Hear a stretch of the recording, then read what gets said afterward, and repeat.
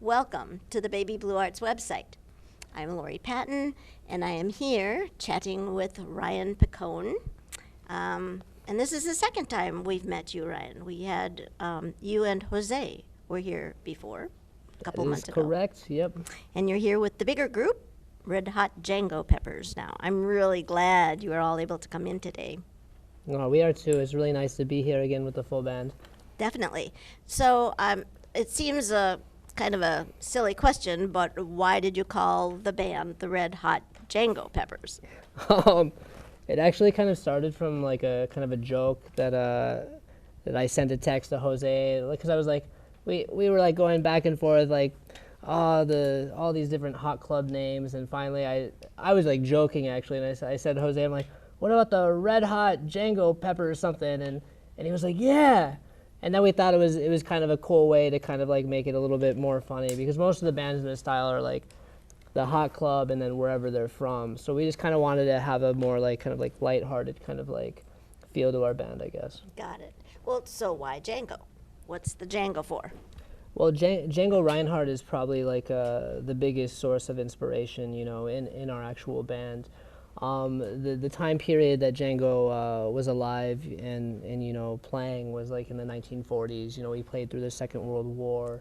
He had a severe injury that pretty much made his hand fuse like this. He pretty much played all his lines, just with just two fingers. So it's like this music is kind of very special in the sense that it's very hopeful, even in like times of that are kind of pretty despairing. So I think that's what draws me and the rest of the band to the music, is just that idea of hope. Mm-hmm. So when did the band get together? And obviously they all liked this kind of music because you clicked. You all said, let's play this kind of music, right? I assume. How'd that happen? So, I first met Jose, in a little music shop called Modern Day Music in West St. Paul, where I still teach at. And we met the violinist shortly after, who was actually doing bluegrass music, and his friend was actually a composer, pianist, and bass player. So it's like, then we kind of fused together, and it's just interesting that the bands, we all love this music, but we're all also musicians. Like, I'm a classical guitarist, and right now I'm studying Hindustani raga. Sean's like also a composer like me. Jose plays rock and all these different like kinds of styles, and Danny's classical, klezmer, and all these different kinds of styles. So we love this music, but we also try to bring a little bit of ourselves into it as well. Yeah, yeah. Yeah, I could tell that as you were playing today. And by the way, it was a lot of fun having you here, too, because you all obviously really get along very well. And Oh, yes. it's just a lot of fun for the crew here, too. So thanks for that.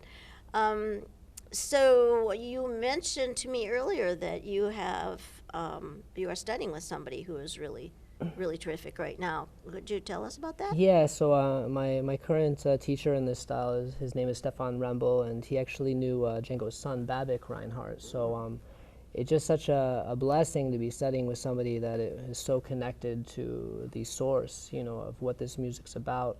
A lot of times in my lessons, like, we're learning, like, solos, and he's like, oh, no, with two fingers, like Django, and it's interesting that, with just two fingers trying to navigate your way through some of these solos opens up just totally new perspectives in how to play the instrument. So that's something that's really, special about this style as well. Huh. Very interesting. Ryan, tell us something about your background, because I don't think we got into that very much last time.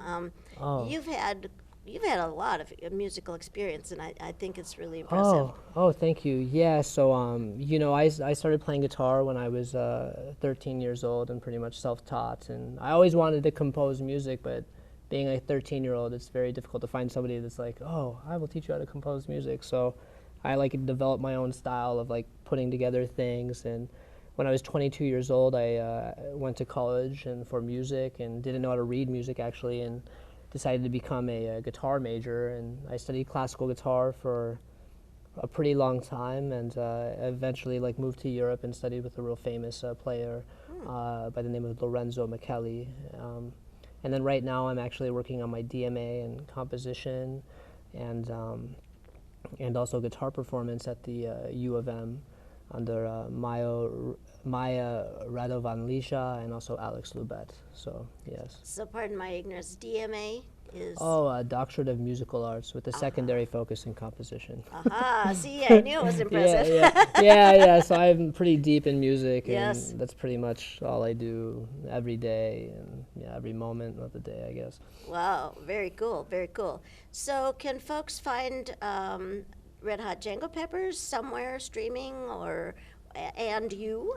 Do you have any solo works out, or? Yeah. So for the band, if you go to Facebook, and just type in the Red Hot Django Peppers, you could find us on Facebook. You could find all the members, the band on also YouTube. If you type in my name, YouTube, there'll be a million different things from like the Django style to the classical to like post minimalist compositions and things like that. Great. So yeah, all of us have tons of things that everyone could find.